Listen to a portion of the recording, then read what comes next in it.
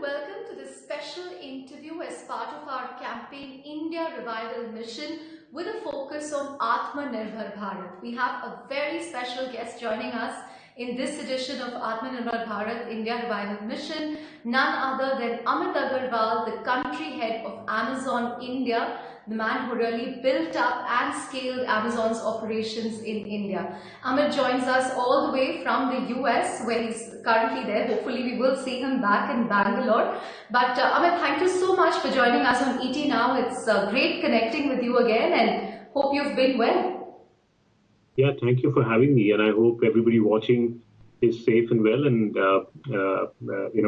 these are very uncertain times, and nice to see you virtually. Right.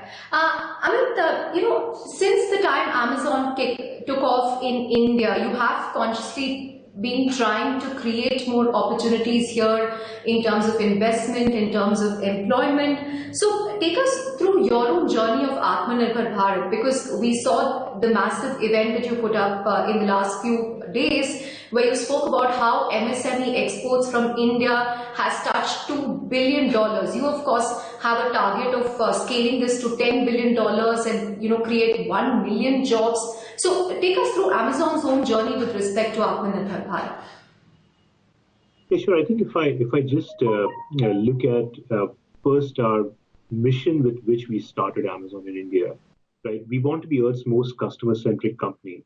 And in addition, we have said that we want to be a very meaningful digital catalyst that transforms people's lives and livelihoods in India.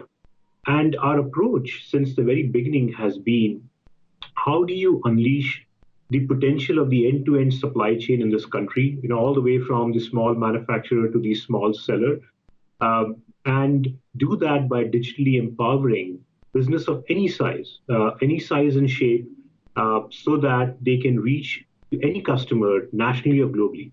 And through that, we want to offer our customers the largest selection of products, great convenience, and great value. So that has been our focus right from day one. And if I look at the Indian entrepreneur or the small medium business in the country, I think everybody would agree with me that they are resilient. They're probably the most resilient, most creative lot in this world. And what they need is empowerment. They don't need entitlement. And to me, our mission and approach in India completely aligns with kind of this broader vision of Atmanirbhar Bharat. So if I think about the Indian entrepreneur and look at our journey so far, we have more than 6 lakh small, medium businesses on our marketplace today. And these are businesses from the corners of the country, all sizes you can imagine, from the really small manufacturer to the largest seller in the country. We also have nearly 10 lakh weavers, artisans, handloom artists, women entrepreneurs, and all of these are offering India's largest selection to our customers. Also, as you said, we recently announced that total exports through Amazon.in have increased $2 billion. And the way we have driven this is we have very specific programs that are targeted towards small, medium businesses and artisans, weavers, the entire spectrum. That completely aligns with this vision that you talked about. So we have global selling, which allows any business in India to reach hundreds of millions of customers globally. We have national selling, which is where customers shopping on Amazon see the selection, India's largest selection. More recently, we launched what we call as local shops that allows your small shop in the locality to sell on Amazon. In fact, in the last 2 months, that program has doubled its registrations from local shops. We actually now have more than 12,000 local retailers, locality. These are really hyper-local retailers that are selling on Amazon. These are the people that you buy from normally. In fact, a great success story was the cycle shop in Bangalore. It's called NC Cycles. They signed up to this program, and in less than a month, they are selling over 80,000 rupees of cycles and shipping it next day delivery. So all of these programs, and then we have these smaller programs that are focused on very specific cohorts. You have the Karigar program that's focused on artisans, the Saheli program that's focused on the women entrepreneur, and the Launchpad program that's focused on the startups. So together with all of these, What we are doing is we are empowering the supply chain, the connection, the producers, the manufacturers, the small businesses in this end-to-end supply chain.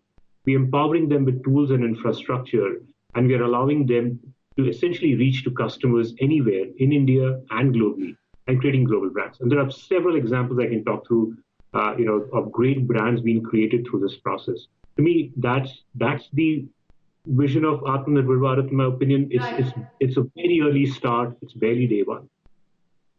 Right, right. And interestingly, Union Minister Nitin Gadkari at that event urged you to look at import substitutes, look at possible import substitutes for products sold on the platform. Do you believe there's going to be a renewed push for made in India products, considering the whole issue around country of origin labels? You have also asked your sellers to start displaying this from August 1st. So what will all this mean in terms of local sourcing? Is that percentage going to go up significantly for Amazon going forward? Well, this has always been a focus for us right from day one. So as I said, these programs that I talked about are essentially focused on empowering creators, producers to create great products. As I said, the whole vision is not to create an insular economy that deprives customers of great products.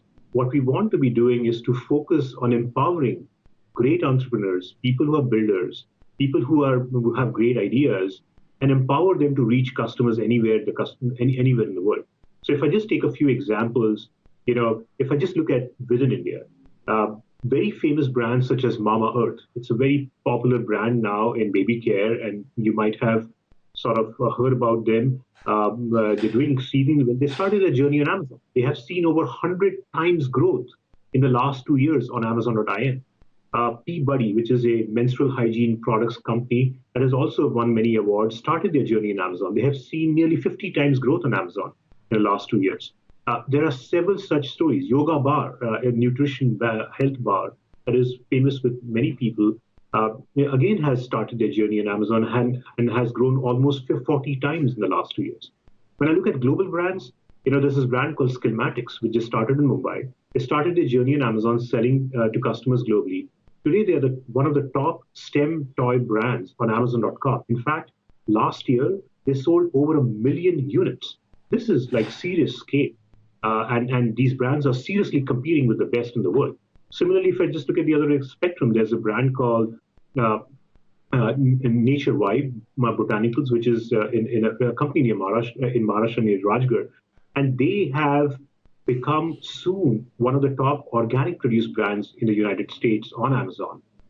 They actually employ 85% of their workforce are from the villages nearby. So these are brands competing at global scale. And these are made in India brands on Amazon.in and on a global website, 15 global websites that are doing exceedingly well. In fact, when you empower people with the right digital tools, magic happens. So there is a very interesting story of this brand called Surprise Someone. It was started by a women entrepreneur at home. It's beautiful handicrafts, and you should go to the Amazon.in website, look at some of these cards, especially with Rakhi coming. I'll encourage people to look at that. Again, they have seen almost 10 times success, 10 times growth in the last 2 years. And now they employ 16 more women from nearby underprivileged communities. So these are the kind of stories that we want to make big.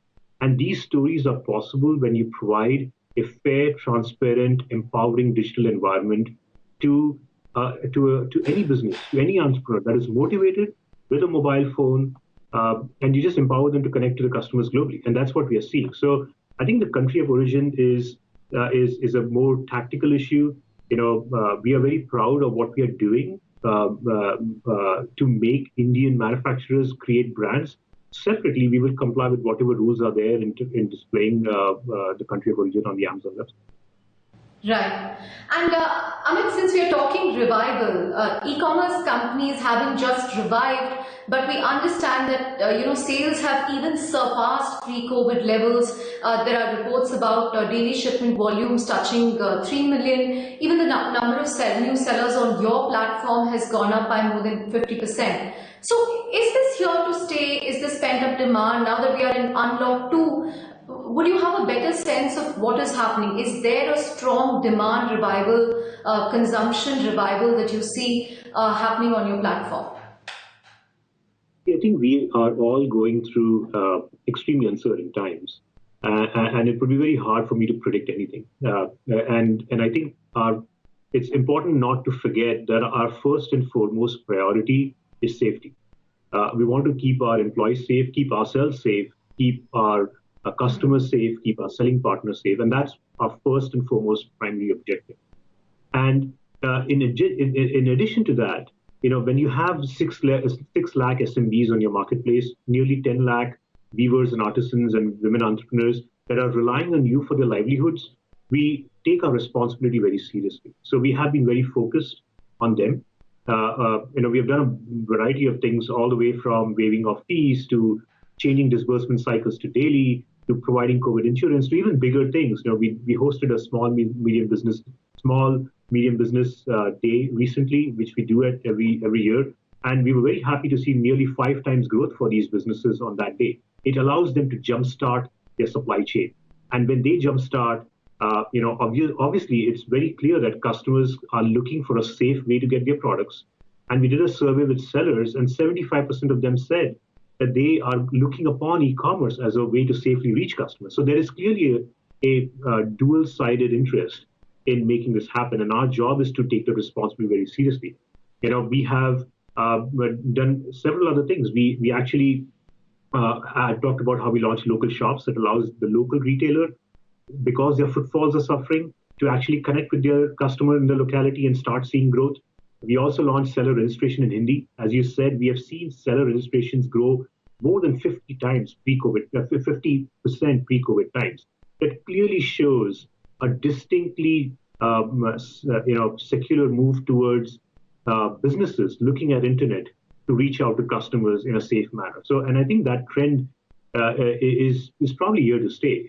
Technology empowers people to find more success and scale. So I think it's hard to say. We are focused on serving customers, and we are seeing a lot of interest from sellers as well.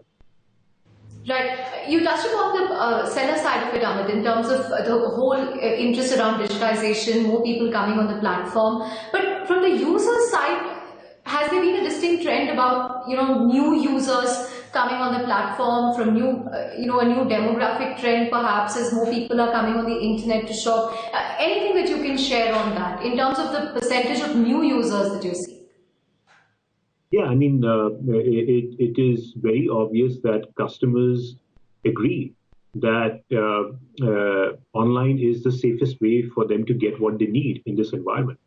And with more and more sellers reaching out to customers online, they also are getting access to more selection, greater value, and greater convenience. I mean, if I talked about the cycle shop, for example.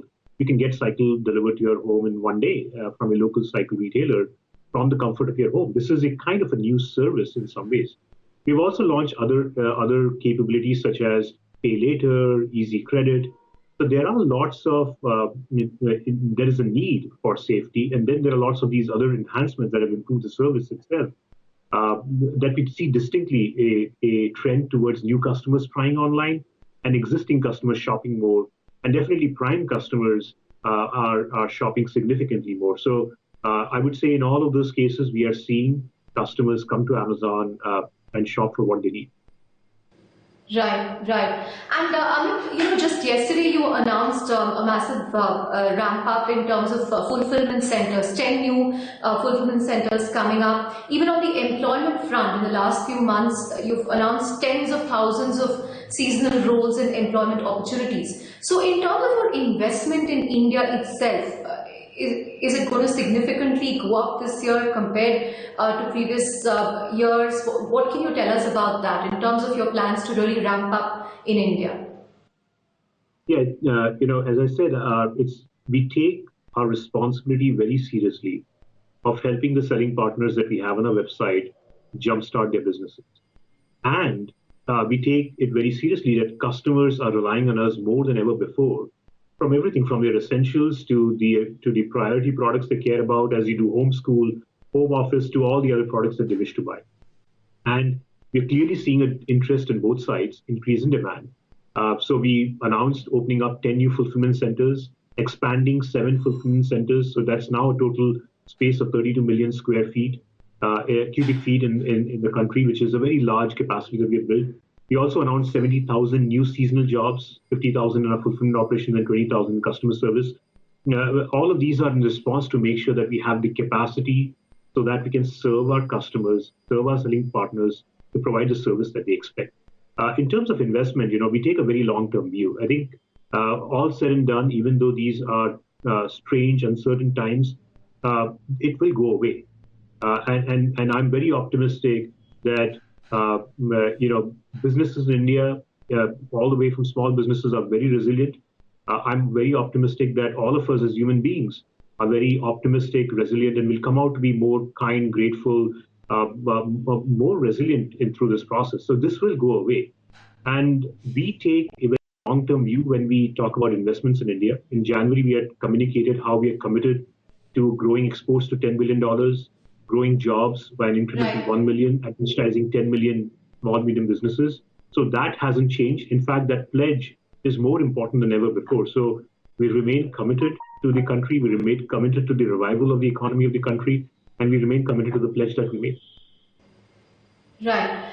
I mean, there's also a lot of push towards B2B commerce. We're seeing that from multiple players in India. Flipkart too has launched its wholesale division. Do you believe the next phase of e-commerce in India is going to be closely intertwined with physical retail? How is this going to play out? So I can tell you that on Amazon, you may probably recall that I've been talking about this for some time before, we actually have a B2B marketplace. So if you were actually a licensed business with a GST number, you can actually go to Amazon.in, create a business account, and you would see selection that is business-specific selection that you see that others don't see, in addition to all the selection that customers see. And in fact, you see business pricing from these businesses. You can also get GST credit. So the marketplace suddenly morphs itself into a B2B marketplace for you. And that has been doing very well for us over the years. And I would encourage businesses to go and do that. I think in these times, you would find a very convenient way to get your business supplies on Amazon. In addition, we have been doing distribution in Bangalore for some time. We have tens of thousands of local Kirana stores who take advantage of our supply chain and take advantage of buying from Amazon to reduce their cost and get doorstep delivery. That is limited to Bangalore today because we are very keen on making sure that the service levels and the sustainability of that business meets our bar before we expand. So we are very excited about the progress that we've seen. I think like anything out there, customers love when you remove friction. And that's true for businesses as well. If you remove friction, add more convenience, provide greater value and greater selection, they will access your service. Right. And how has your own investments and partnerships helped you during the crisis, be it with a Shopper Stop or a Mode or a Future Group? Has that sort of helped you getting the essentials going, Amazon Pantry going? Yeah, I think we work with all our partners very closely. I think these are times where where it's even more important that we are working with them, and being cognizant of the constraints that they have and making sure that they're successful on the marketplace. And that's true with all the sellers. As I said, we have sellers from the smallest of the sellers to the large sellers who sell on our marketplace. Customers have looked upon Amazon more than ever before to buy their essentials. We do have two formats that customers shop. Amazon Fresh, which allows them to get their fresh produce, daily grocery at their doorstep quickly. And then Amazon Pantry, where they can stock up for the week or for the month by buying bigger pack sizes. So both of those formats have been doing exceedingly well. We've been expanding Amazon Pantry. We've now expanded to more than 200, 300 cities. Amazon Fresh has been doing very well.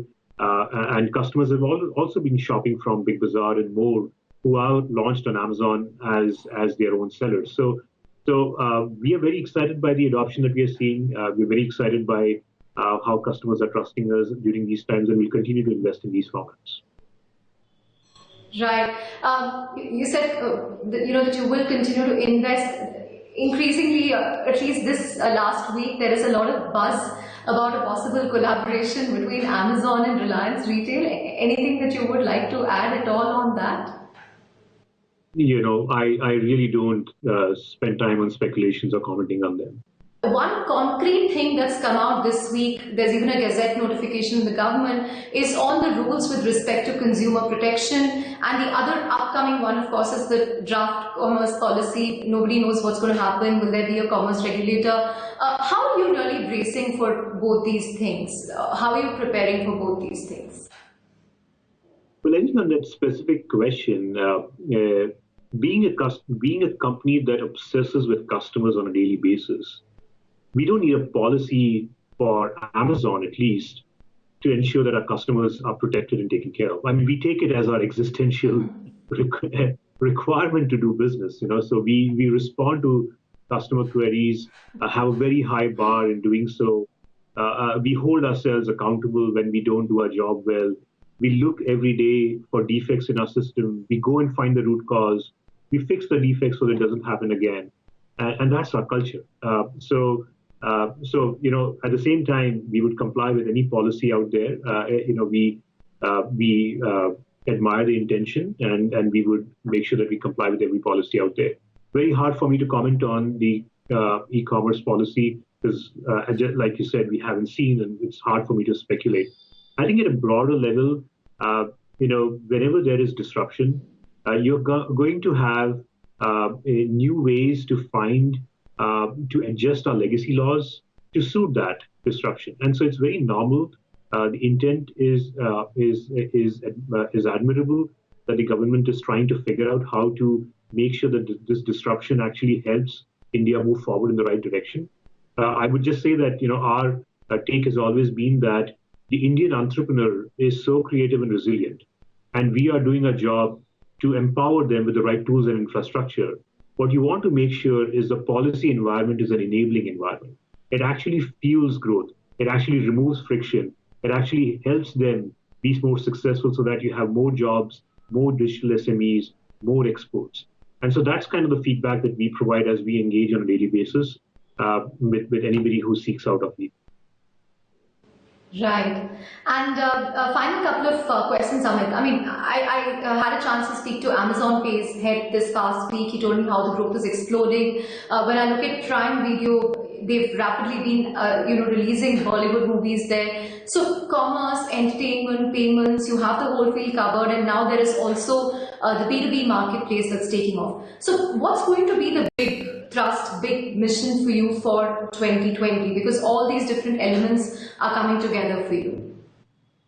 Well, I mean, we have always said we want to be globally Earth's most customer-centric company, and for me, my team thinks that this is once in a lifetime opportunity to create the most customer-obsessed company India has ever seen.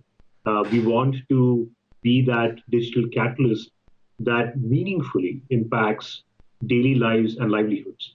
And I think more than ever before, we are convinced that we will be playing a very important role in unleashing India's potential in the 21st century. We talked about it when Jeff was here, why this should be India's century. And I think we take our responsibility very seriously as an enabler of that happening. So, all of these ways, whether it's Prime, whether it's Prime Video, whether it's shopping, whether it's grocery, whether it's Amazon Pay as in payments, whether it's B2B, all of these have the singular motive of making sure that we take that friction out of your daily life, make it more convenient, save time, save money, make your daily life more convenient, and on the other side, empower using our tools and infrastructure any business of any size to participate in this ecosystem so that they can transform their own livelihoods and of the livelihoods of people around them. So we take this very seriously. We're very excited by the momentum that we have so far. This is barely the start. I think if we were talking 10 years later, you would look back and say that a lot has been done, but there's so much to do. I feel that way right now. It's been 7 years for us in India, and I feel that this is barely day one. Right. Finally, Amit, the next big event I think for you in India is going to be the Prime Day. But I am tempted to ask you, what have you been buying on Amazon in the last few months in the US, and what are you looking forward to in the Prime Day? I mean, though you won't be in India, but how have your own purchase patterns changed in the last few months? So first of all, I'm very excited that we are hosting Prime Day this year on August 6th and 7th. And we thought that it's a good way for us to let our Prime members and our selling partners, because they really want all the help they can get to jumpstart their businesses. And we decided to host it so that we can all discover a little joy. And that's kind of the theme of Prime Day. Let's discover joy together. So you'll get great deals. We have new product launches. We have more than 300 brands in India launching new products that have not been launched in India. 50% of those launches, by the way, are from small and medium businesses. There are new blockbuster entertainment coming. There's a new movie. There are shows that are launching. So I would encourage you guys to go to the Amazon website and look at it. In terms of my purchase pattern, it's crazy that I have my parents buying everything from grocery to just today, right now, before having this call, I bought pretty much everything from oximeters to thermometers to bed sheets to I don't know. It was just a long list. My dad is just WhatsApps me the things and I help him and he shops on Amazon. And then locally, I think I probably have a box of Amazon coming every day. It's been more like a conveyor belt. I'm very thankful to our frontline associates, by the way. I just want to say thanks to them. I would really request customers to give them a thank you the next time they come to your doorstep. I feel that they deserve a little bit of thanks. It's a little thankless job for them in some ways, but they are the superheroes behind the scenes for making this happen. So I just want to say thank you to all of them. Absolutely, Amit, and we will certainly thank them as well. I don't know what we would have done without these online deliveries coming home during these crucial times. But on that note, I hope to see you in India soon, and hopefully we will meet at the WTC office of Amazon in Bangalore. But thank you so much for talking to ET Now for this special edition of India Revival Mission. Will focus on Atmanirbhar Bharat and really outlining how Amazon plans to power self-reliance as far as India's businesses are concerned. Thank you very much. Stay safe and take care, Amit. Thank you for having me. And again, all of you stay safe, be well, and take care.